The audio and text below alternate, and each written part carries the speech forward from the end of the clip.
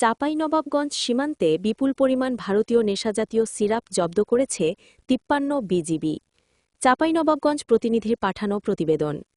Chapainawabganj ৫৩ BGB গোপন তথ্যের ভিত্তিতে আজ ১৮ ডিসেম্বর ২০২৫ তারিখ রাত ৯টার সময় চাঁপাইনবাবগঞ্জ ব্যাটালিয়ন ৫৩ বিজিবি-এর বিশেষ টহল দল অভিযান পরিচালনা করে বিপুল পরিমাণ ভারতীয় নেশাজাতীয় সিরাপ জব্দ করে। শিবগঞ্জ থানাধীন মনাকষা ইউনিয়নের ঠুঠাপাড়া গ্রামে ৫৩ বিজিবির অধীনস্থ মাসুদপুর বিওপির একটি বিশেষ টহলদল অভিযান চালিয়ে ৪টি বস্তায় ৩৭৫ বোতল ভারতীয় নেশাজাতীয় চকোপ্লাস সিরাপ জব্দ করে, যার মোট বাজার মূল্য আনুমানিক ২ লক্ষ টাকা। জব্দকৃত নেশাজাতীয় সিরাপ শিবগঞ্জ থানায় জমা করা হয়েছে।